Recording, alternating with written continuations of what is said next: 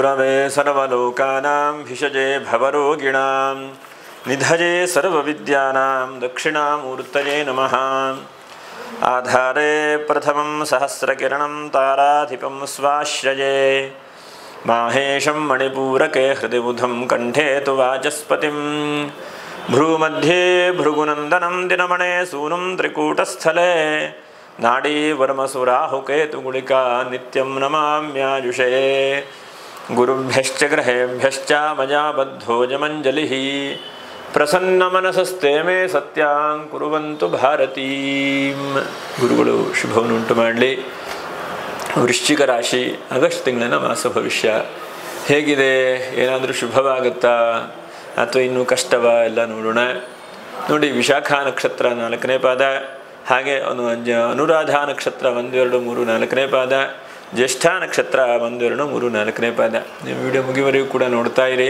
ಏನಾದರೂ ಆಗಸ್ಟ್ ತಿಂಗಳಲ್ಲಿ ಒಳ್ಳೆಯದಾಗ್ತದೆಯಾ ಎಲ್ಲ ವಿಷಯಗಳನ್ನು ಕೂಡ ನಾವು ಗಮನಿಸೋಣ.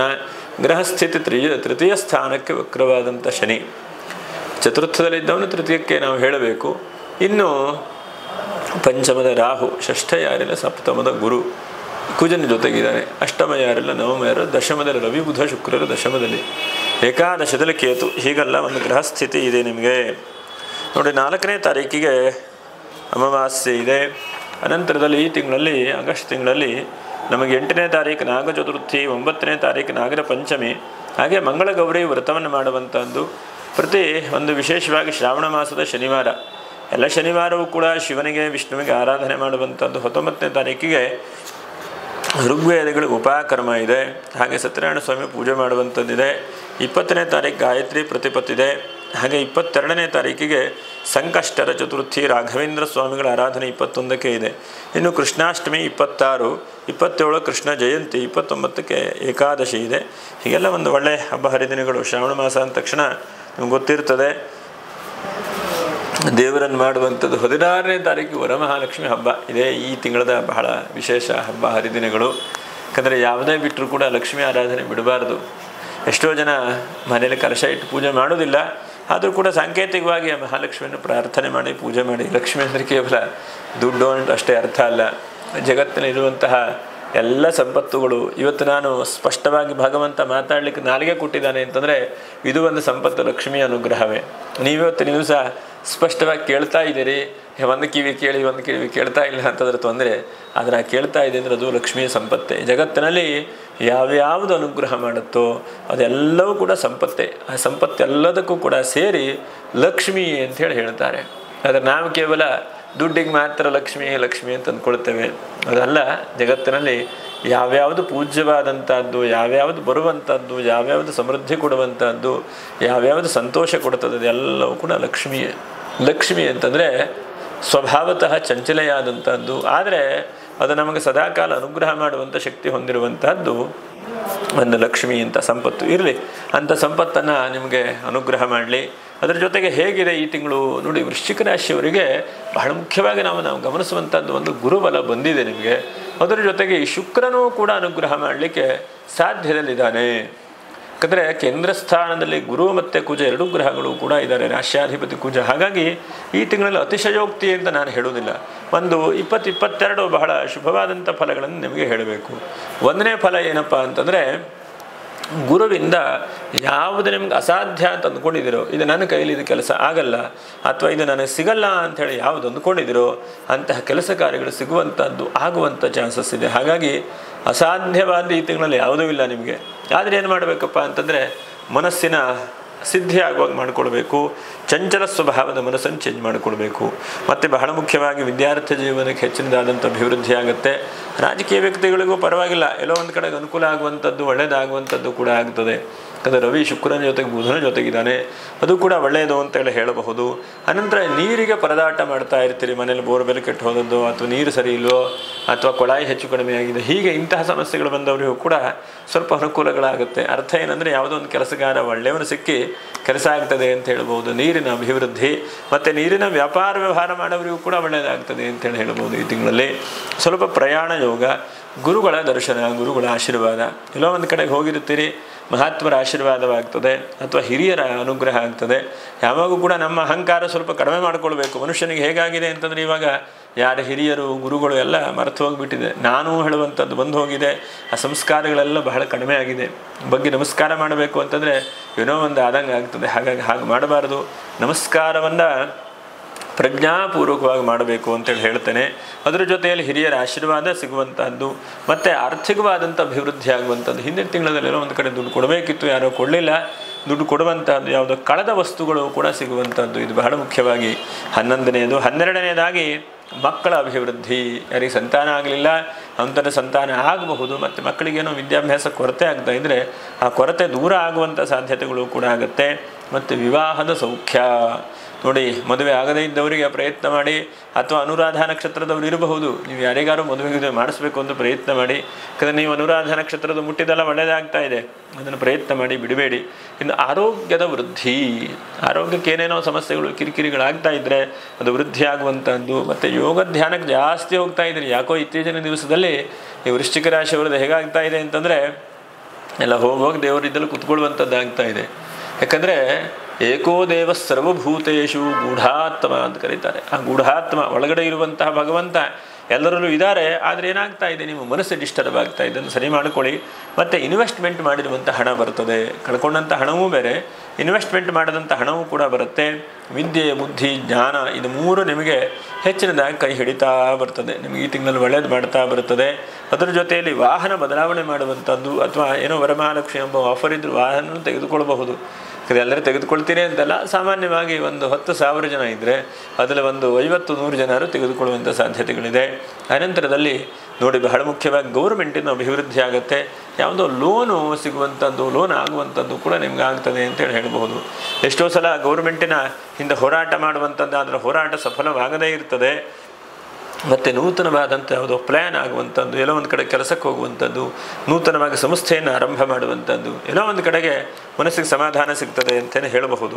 ಯಾಕಂದರೆ ಈ ತಿಂಗಳಲ್ಲಿ ನಿಮಗೆ ಗುರುವಿನ ಬಲವು ಕೂಡ ಶುಕ್ರನ ಬಲವು ಇರೋದ್ರಿಂದ ಎಲ್ಲೋ ಒಂದು ಸಂಸ್ಥೆ ಶುರು ಮಾಡಿ, ಅಥವಾ ನಿಮ್ಮ ಮನಸ್ಸಿಗೆಲ್ಲ ಅನೇಕ ಆಲೋಚನೆಗಳು ಬರ್ತಾ ಇದೆ. ಅದು ಮಾಡಬೇಕು, ಇದು ಮಾಡಬೇಕು, ಹಾಗೆ ಮಾಡಬೇಕು, ಹೀಗೆ ಮಾಡಬೇಕು ಅಂಥೇಳಿ ಆಲೋಚನೆಗಳೆಲ್ಲ ಬರ್ತಾ ಇದೆ. ಅಂಥ ಎಲ್ಲ ಆಲೋಚನೆಗಳು ಕೂಡ ಒಳ್ಳೆಯದೇ. ಈ ದಿವಸ ಆಗದೇ ಇರಬಹುದು.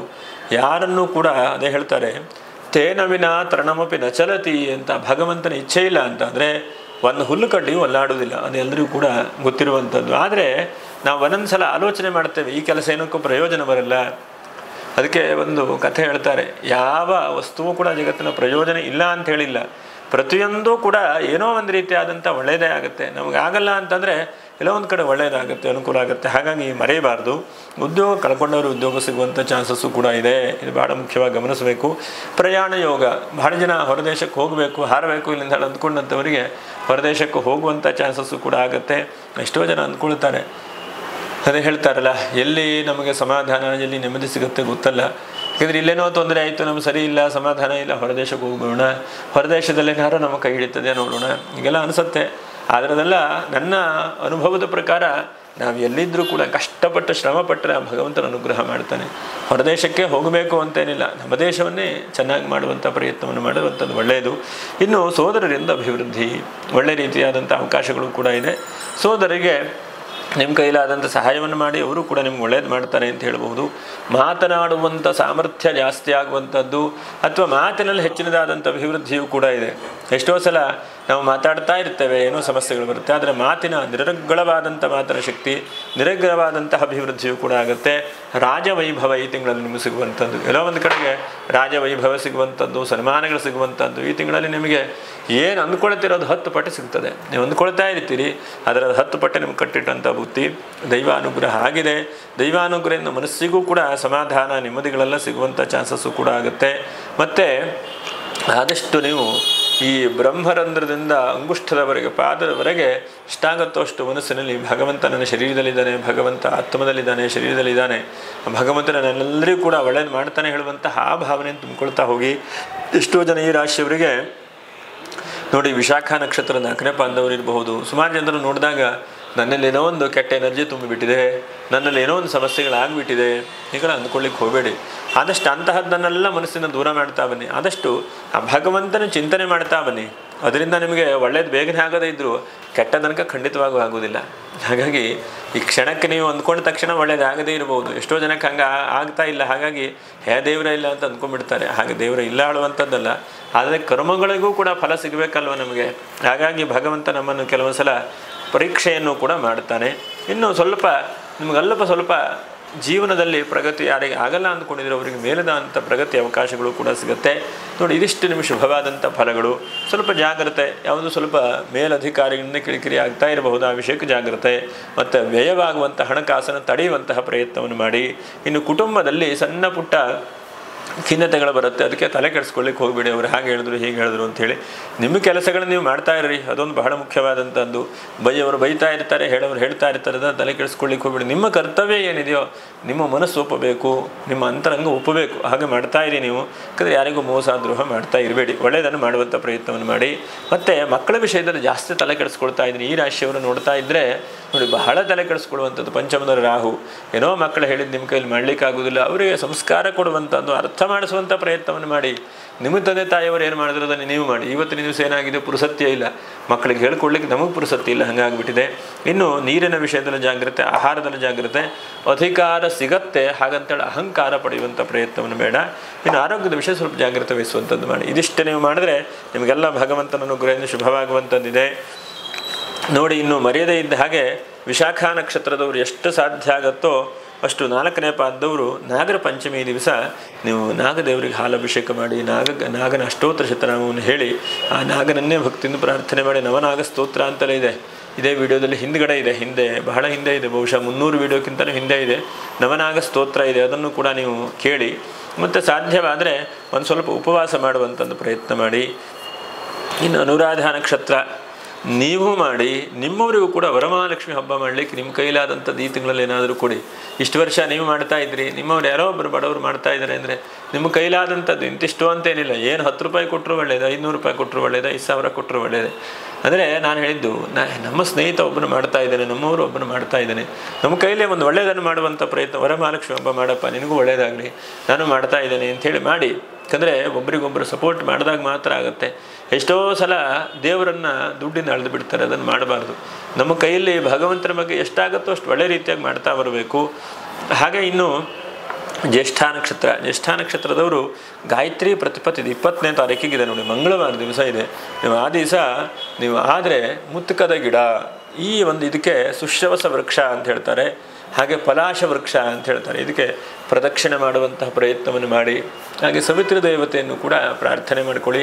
ಆ ಸೂರ್ಯನಾರಾಯಣನ ಅನುಗ್ರಹದಿಂದ ಜ್ಯೇಷ್ಠ ನಕ್ಷತ್ರದವರಿಗೆ ಶುಭವಾಗುತ್ತೆ, ಅಥವಾ ಗೋಗ್ರಾಸ ಕೊಡುವಂಥದ್ದು. ಇದಿಷ್ಟು ಮಾಡ್ತಾ ಬನ್ನಿ, ಇದೆಲ್ಲ ಭಗವಂತನ ಅನುಗ್ರಹದಿಂದ ಶುಭವೇ ಇದೆ, ಮಂಗಲವೇ ಇದೆ. ಲೋಕಕ್ಕೆ ಮಂಗಲವಾಗಲಿ. ಸಬ್ಸ್ಕ್ರೈಬ್ ಮಾಡದೇ ಇದ್ದರೂ ಸಬ್ಸ್ಕ್ರೈಬ್ ಮಾಡಿ. ಮುಂದಿನ ವಿಡಿಯೋದಲ್ಲಿ ಭೇಟಿ ಮಾಡೋಣ. ನಮಸ್ಕಾರ. ಲೋಕ ಸಮಸ್ತ ಸುಖಿನೋ ಭವಂತು. ನಮಸ್ಕಾರ.